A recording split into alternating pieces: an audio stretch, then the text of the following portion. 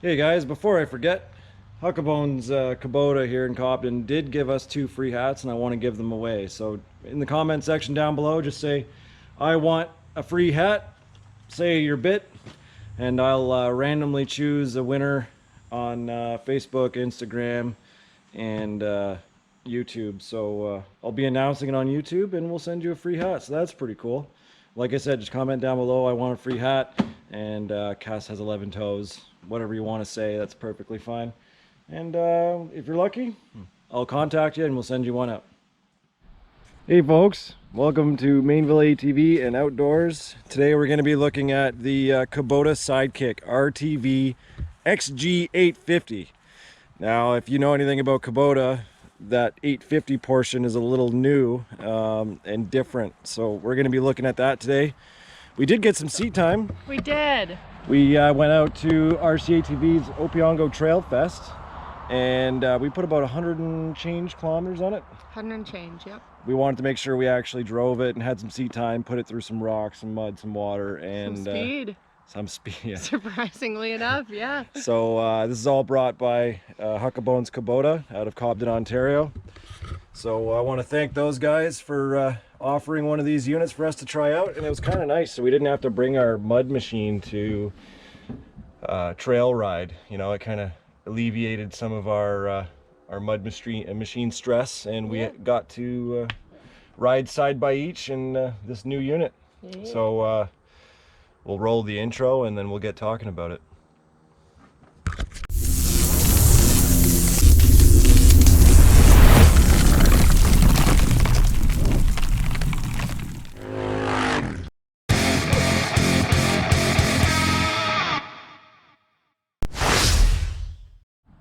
So what you traditionally know about Kubota is they're involved in tractors and equipment and all sorts of farm and agriculture type equipment, and that's what you expect from Kubota. And even their side-by-sides were diesels that you would commonly know as like 40 kilometers an hour and slow, and you'd see them on work sites and stuff like that. But what they did with this Sidekick is a little different. They put an 850 two-cylinder gas engine in it, and they made it more trail rideable. So what you expect of a utility vehicle is you'll find a side-by-side that is sport-worthy and then utility second. You need to think about this Kubota the other way. So it's a utility vehicle that you can take out trail riding. So if you own a property and you're out there, or you're farming, or golf course or whatever, you can use this machine as you normally would or expect from Kubota. But when your buddies ask you, hey, let's go for a ride, you absolutely can. And we've proven that in the previous video to this one, and I'll add a link in the description of us riding it. We had a great time, and it broke all of the common things you would know about Kubota. So it was pretty cool, and don't worry, there is limitations. There is a few cons that I'd like to discuss throughout this video too. But it absolutely broke the mold as far as I'm concerned for what Kubota is known for, so that's pretty handy. And Cass here also got a good amount of seat time. Sure did. So she's gonna have a few things to say too, I think. Yeah. But for now, we'll take a look at some of its basic features that you know. We're gonna probably not discuss the utility side of things, because as far as I'm concerned, Kubota is fully aware how to do utility style tasks.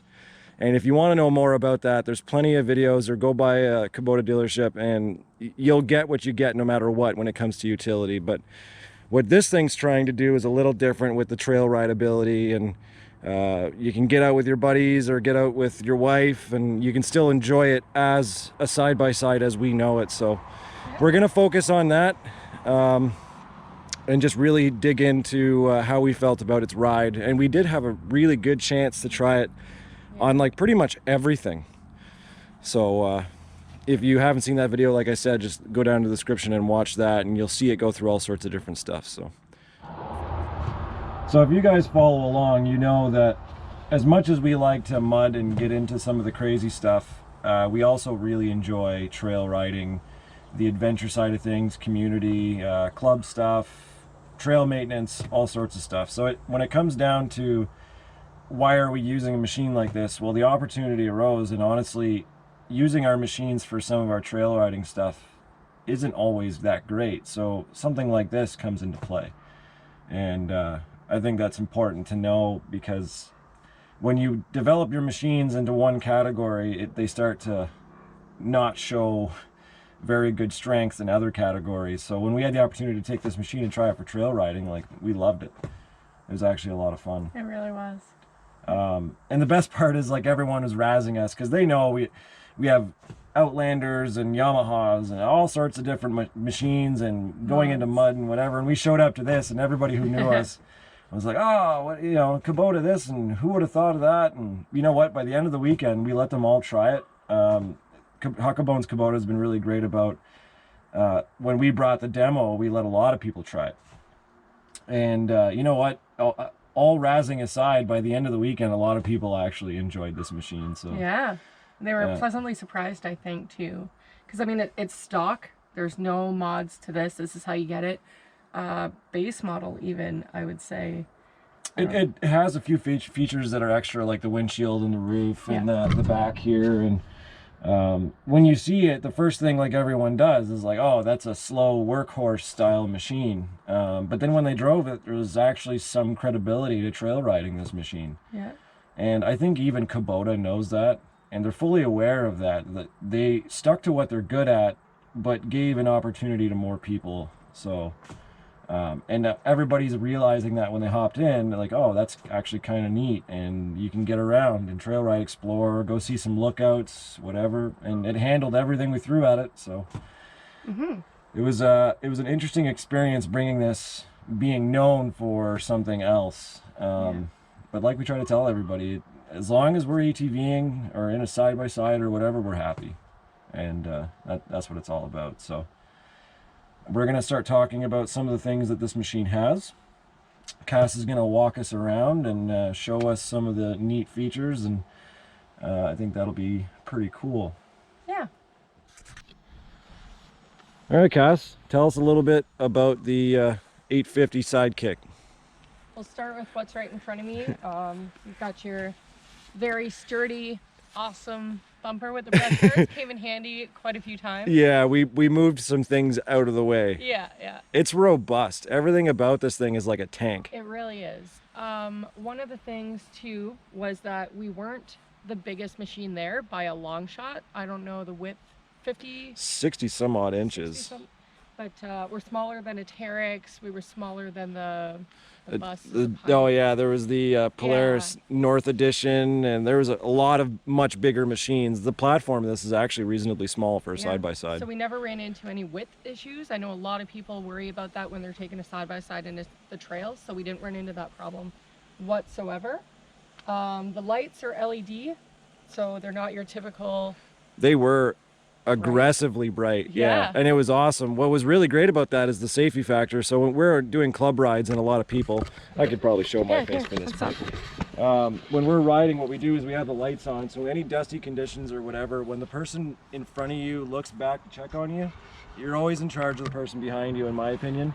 So these bright lights, you just have to glance over and you know the Kubota's coming. It's all good.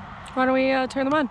Yeah, it broke through all the dust and everything, and they were brighter than a lot of the stock lights out there for machines.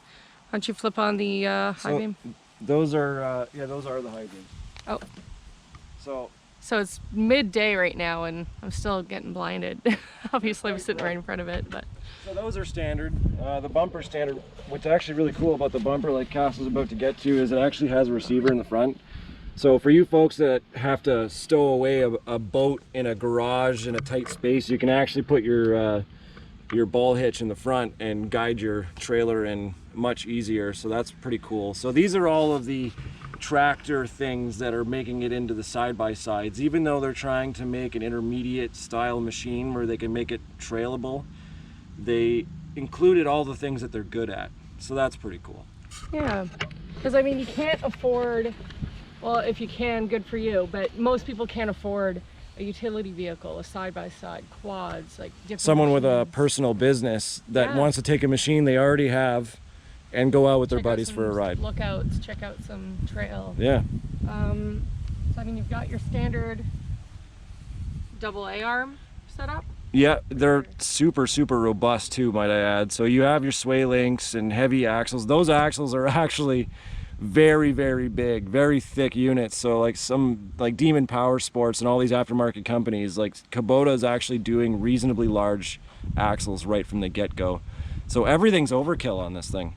Skid plates came in handy. Yeah. So this thing, it's Not the true, best it doesn't clearance. have a lot of clearance. And if you watched our video riding it, you'll know that we definitely dinged a few things on the bottom. But so that's one thing to keep in mind with this, is obviously it's not going to beat out a lot of, you know, performance brands and stuff like that. But it still made it, even though we were dinging it off all sorts of rocks and stuff on those climbs. But the tires are pretty standard as far as what comes on a lot of units stock. They are 25-inch by 10s all around on 12-inch rims. You're seeing disc brakes all around, so that's pretty neat. And Cass will show you the interior here. Cool. So pretty easy. If you've ridden anything and you have any sort of experience, you'll be able to ride this no problem. I mean, you've got your, let's start all the way here. You've got your lights, your steering wheel adjuster right here, your high gear, low gear, and your horn.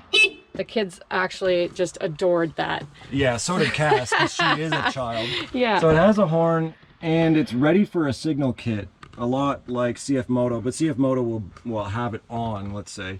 Kubota is completely ready to put a signal kit if you so choose. Yeah, so that would be displayed here. You've got all of your standard displays. See the signals there if you had it. Yeah, exactly. Seatbelts, they take seatbelts very seriously. Their alarm is for both driver and passenger. It's it even has an alarm for if you leave your e-brake on, because it doesn't have a park gear, so you put it in neutral and pull your e-brake. Yeah, speaking of e-brake, that's right here on your lower left. And then for your diff lock, it's a combination of this foot pedal here, and then you just pull this up. If you want to put it in four-wheel drive, you just got your lever here and your standard pedals. One thing that I had to talk about is one of my biggest pet peeves riding this machine is the pedal and seat. So anyone above like 5'5" is basically going to figure out what I'm about to talk about. Nothing is adjustable. Okay, so if you look down at the gas pedal, when you're riding on it, you're basically straight up and down. So you have nowhere to lean your foot or be comfortable. So this thing can get quite touchy because of that. And in combination with the fact that the seat is straight up and down, which is fine, right? You got to remember, this is a utility vehicle that you can trail ride. So this seat setup here is made for construction workers and stuff like that, hop in and out, farm guys that just want to get in and out, right? So there's nothing wrong with the seat style in my opinion, but the fact that you can't adjust it is a bit of a lackluster feature. So some of that I think has to be worked on if you want to make it trailable, because by the end of the day, like, my foot actually hurt. Keeping in mind we did do 100 and some kilometers of riding. Exactly. That, and like you can't slide it forward or backwards. You can't adjust the incline. So for us group riding, we always look back often, and we found that difficult with this kind of a seat. So if you do get one and you plan on doing some group rides, and make sure you get the mirror kit and everything with it as well. Yeah, so I did like that the steering was adjustable. That was actually kind of nice. Everything otherwise, like, I never had an issue with the fact that I was sitting straight up. That was quite comfortable. Her and I, we're not big people or anything, but we never bumped into each other. There's plenty of space. A lot of people see these on some other machines, and this is to stop you from dangling out if you do any angles or anything like that. It's a safety feature, but in some brands you run into this and it'll actually be right up against your arm and be uncomfortable, but these were right out of the way for us. Absolutely. So that was good. So one of the pros was tons of storage. You've got obviously the box. These are Rhino lined or Line X, whatever you want to call it. But also quick, easy access, not even any lever systems. You just pull the seat up and you've got some extra storage there. And you can pull these bins out and you have access to everything. That's one thing I really love about Japanese machines as a whole, is they're always thinking about the owner, the rider. All of the maintenance stuff is incredibly accessible and easy. So that right after your storage, you pull that out and you have access to everything. Even like the things like that aren't considered like the top of your fuel tank. There's an access panel over here we can show you. Perfect. Oh. And You have a lockable, like, gigantic case here. oh, we had tons of stuff, bunch of hats, sunscreen, bug spray, a couple water bottles. In standard fashion, if you're the guy with the side-by-side riding, which is actually new for us, but when we had such a big box and everything like that and all the storage, everybody was just throwing stuff in there, and so it's usually what I do to other people, but apparently it was our turn this ride. Yeah, we did our time.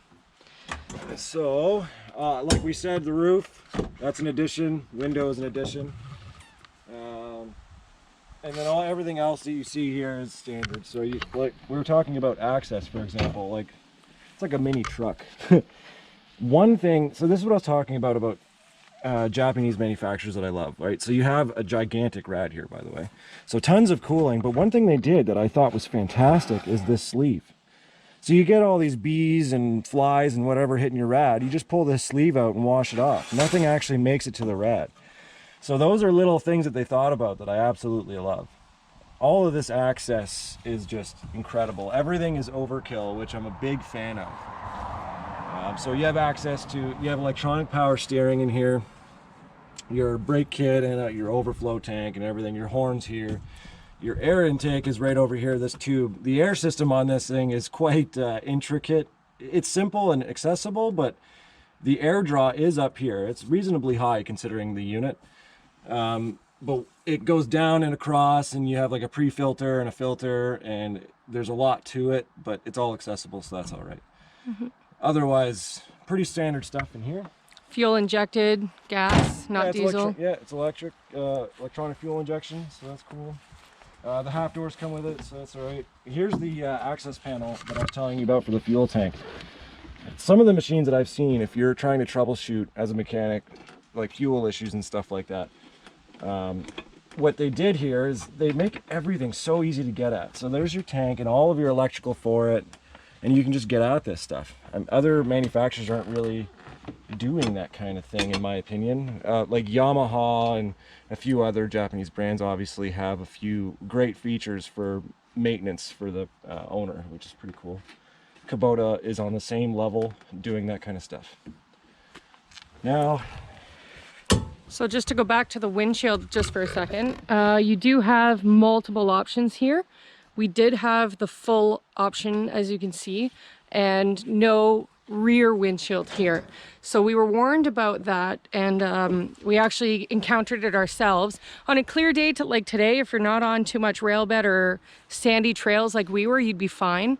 But a major consideration here is what kind of terrain you plan on riding in. So they've got the half windshield, they've got the one that you can fold back. They've got several options on their website, but we ended up taking this off altogether to finish our ride just because it filled up with dust, and with the back open like this, it just kind of created a whirlwind inside the cab and brought more dust in than was worth our time on, so we took it off. Some of the things like rain or someone pelting you with rocks or whatever, that's where that comes into play, but it was constantly dirty and we had to wipe it up in dusty terrain. So, but one thing they did consider is when that scenario did happen, everything on this is just quick clips. They're super secure, but you literally just pull this and they're undone. That's it. So you do that on all four? We had it off in like 2.5 minutes. Not even. Just loaded it in the box. And it fits perfectly in the box, actually. Yeah. So now, again, I'm not going to discuss all the utility things that Kubota does well, because they're already known for doing that incredibly well. Now, obviously, I can't just ignore this gigantic, absolutely gigantic box in the back. So everything here is lined.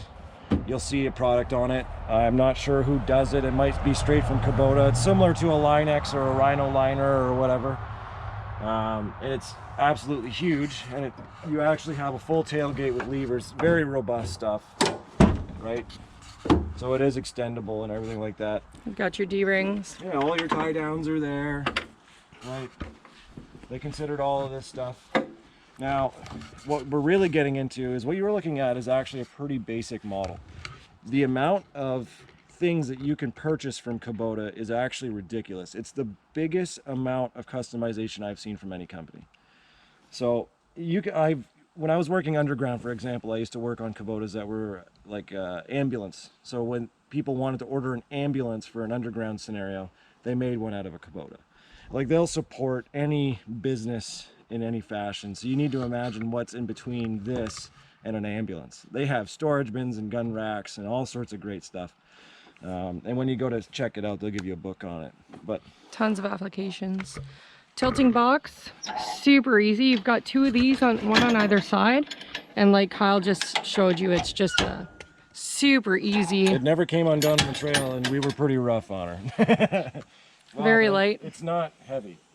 It's assisted. Hydraulic, yeah, assisted. You can get a hydraulic. Now, these are piston assisted, so that's not a big deal. But they do have hydraulic, they do have electric. So if you wanted to put a load of dirt in here or whatever, no problem. There's features for that too to make it easier on you. What you'll find in here is different though. Now, what you're looking at, from what I understand, it's actually a Subaru engine purchased by Kubota. It is an 852 cylinder. Like we said, it's electronically fuel injected. And it's, you know what? The power delivery was pretty good. It's 48 horsepower, and they do have this thing governed at 67 kilometers an hour. Now, that being said, for all of you modification folks out there, I'm sure that can be taken away pretty quick, because I know there's a ton more power sitting there out of that 850. It was so quick to jet off, and honestly, 67 out of a trail machine, really, is more than enough. You don't need much. We were never in a scenario where we were falling behind. The opposite. Yeah, we were doing quite well. So because this thing is built so stout and so strong, like when you're doing 67, like it feels like you're just gonna move the forest out of your way. So it was definitely more than capable, more than enough power that we needed, and we had a really great time with this platform. So from what I understand, that 850 is actually purchased by Kubota, and they're the ones manufacturing it now. So it is a CVT, so you'll recognize that on most machines unless you're a Honda guy or whatever. It's all pretty standard stuff. Now, pass us through there. What you're seeing here is actually an air box that you'll see on like tractors and stuff. It's exactly what you'd imagine, but they're just using what they know to complete this machine, and I don't think that's a terrible choice. If they're already good, why wouldn't you use it? So this is a bit of the air system. The tube that came in from the front that I showed you earlier comes all the way back to a pre-filter on the throttle body, and then you actually have your filter here on the outside, right beside your fuel tank. So everything's routed, very accessible, like I was trying to say. So as far as, I have to say that, because as a mechanic, it's a dream. If I wanted to work on this, like, it's incredible to just dig into this thing. So that's pretty cool. It never overheated, not once. I know a lot of side-by-sides have that issue where the floorboards or there's like a center console sometimes that gets pretty heated. We never ran into that issue once, and it was pretty hot out when we were out riding, about 30, mid-30s. Oh yeah, that's measured in science, by the way. Yeah, mid-30 Celsius, we'll say.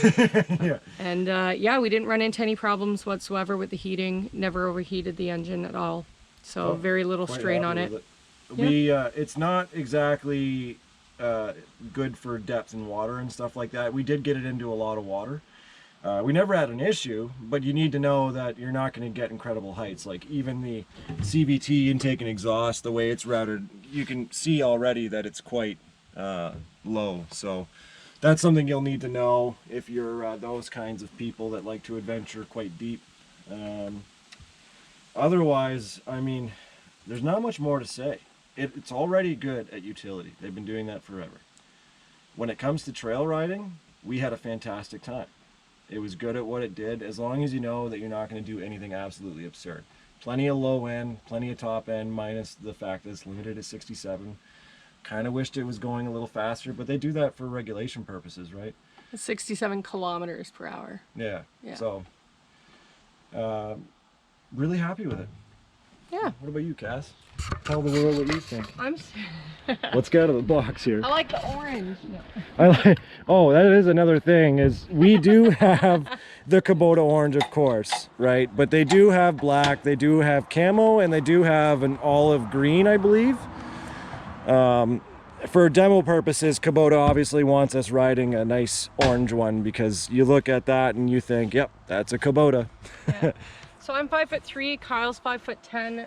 One of the things that was a little bit not even annoying, but something to be aware of is usually in side-by-sides you've got your handle here, you've got one here, and this one seems to be quite far. So if we're riding and some guys behind us were actually laughing at us down the road because we were riding some pretty rocky stuff and I couldn't reach because of the way the seatbelt tightens as you're riding. So it's quite, if you've got a female or a small statured co-rider, they might have an issue reaching out. It was kind of funny, I'm not gonna lie to you. So it is there, it does exist. You do have the other bar here that I managed to hold on to, but you're limited in terms of if you're going off-road and some real 4x4 worthy stuff. Which this you thing might is wanna add capable some of. options. Yeah. They really need to consider some creature comforts from now on, I think. Like cup holders. You know what? The cup holders These are are nice. solid. I don't know how big a farmer's coffee cup is, but boy, oh. Yeah, coffee. Yeah. Yeah. It was actually a great experience. I'm not gonna lie. It's not normally my cup of tea, but when we get out on the trails, we couldn't deny that it is absolutely an option. Yeah. So say goodbye to some of those diesel Kubotas, leave them on the farm and construction sites and whatnot, and try one of these out on the trail. Again, this is from Huckabone's Equipment in Cobden. They were super awesome. We bought our tractor off of them. We have a GR2120 diesel, and they actually offered to us these demos. So they were incredibly nice. Awesome Service to was work with. fantastic, Yeah. and we highly enjoyed everything about it. So that was pretty cool. So a few things to fix, I think, in the future. But considering this is one of the first models they ever released, it's not crazy to think that they would get a few things a little wrong. But ultimately, we had a good time, and we'll go drop it back off. Thanks.